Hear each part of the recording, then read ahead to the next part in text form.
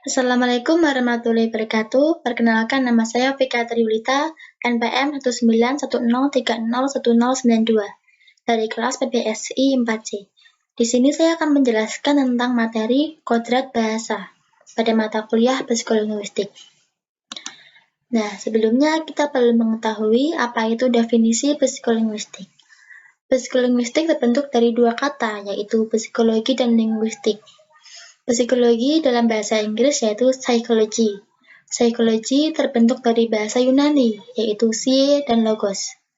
Psie yang berarti jiwa, ruh, sukma, dan logos yang berarti ilmu.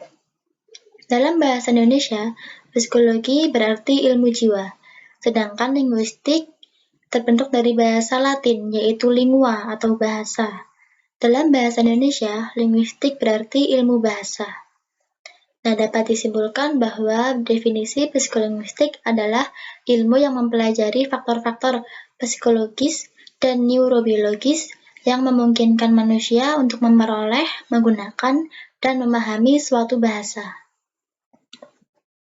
Langsung saja pada materi kodrat bahasa.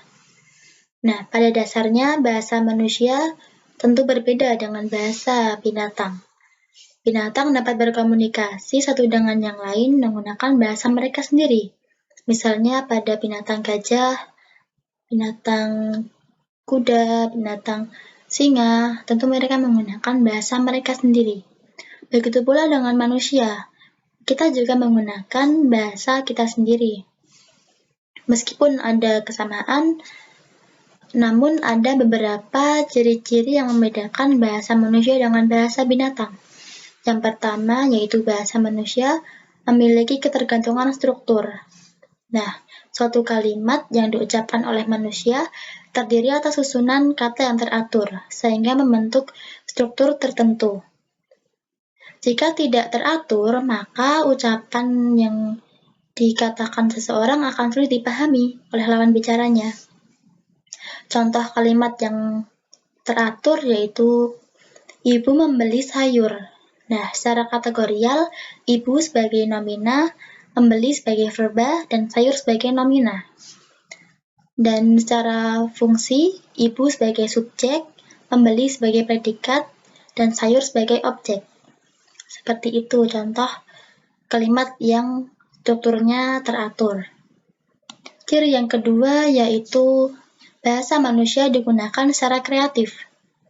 Nah, bahasa yang digunakan oleh manusia lebih kreatif dibandingkan dengan bahasa binatang. Karena manusia memiliki kemampuan untuk memahami dan mengujarkan suatu ujaran dalam bentuk apapun. Nah, kreativitas ini dapat dilihat dari manusia dapat mengungkapkan satu maksud dengan berbagai macam tuturan. Semakin mereka akrab, maka semakin banyak tuturan yang mereka gunakan. Misalnya pada kalimat, kamu sudah makan atau belum? Nah, semakin akrab mereka, maka akan semakin banyak tuturan yang mereka gunakan. Yang kedua, kreativitas yang digunakan oleh manusia yaitu satu tuturan untuk menyampaikan berbagai maksud. Nah, dalam konteks yang berbeda, tentu maksud yang disampaikan juga akan berbeda. Ciri yang ketiga yaitu bahasa manusia dapat digunakan untuk mengungkapkan berbagai peristiwa. Nah, bahasa dapat digunakan untuk mengungkapkan berbagai peristiwa, maupun yang sudah lampau atau yang belum terjadi. Bahasa juga dapat digunakan untuk mengungkapkan peristiwa yang bersifat imajinatif. Selanjutnya, bahasa manusia memiliki struktur ganda, yaitu struktur batin disebut tip struktur dan struktur lahir yaitu surface struktur. Struktur batin yaitu struktur yang mendasari kalimat, sedangkan struktur lahir yaitu struktur yang tampak, baik tulisan maupun bunyi. Suatu contoh pada kata bisa. Bisa dapat diartikan sebagai bisa dapat ataupun bisa yang berarti racun pada ular. Seperti itu. Ciri yang kelima yaitu bahasa manusia diperoleh secara turun-temurun. Nah, bahasa diperoleh secara turun-temurun dari generasi satu ke generasi yang lain untuk mencegah kepunahan bahasa itu sendiri. Misalnya pada bahasa Jawa, bahasa Melayu, bahasa Batak, bahasa Sunda, yang sudah berumur ratusan tahun. Ciri yang keenam yaitu bahasa manusia bersifat arbitrer. Nah, pada hal ini tidak ada hubungan langsung antara nama dan benda nama tersebut. Misalnya pada kata rumah dan benda rumah yang mewah. Tentu antara hanya sekedar kata, tentu berbeda dengan wujud benda itu sendiri. Ciri yang ketujuh yaitu bahasa manusia memiliki pola dualitas. Nah, bunyi-bunyi itu tidak dapat memiliki makna dan akan memiliki makna setelah bunyi-bunyi itu digabungkan. Misalnya pada bunyi M, bunyi U, bunyi M, bunyi I, bunyi N. Nah, itu tentu akan menjadi suatu makna jika sudah digabungkan menjadi kata minum.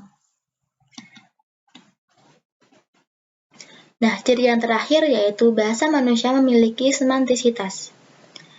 Begitu sebuah nama diberikan, maka nama itu akan selalu merujuk dan melekat pada konsep benda itu.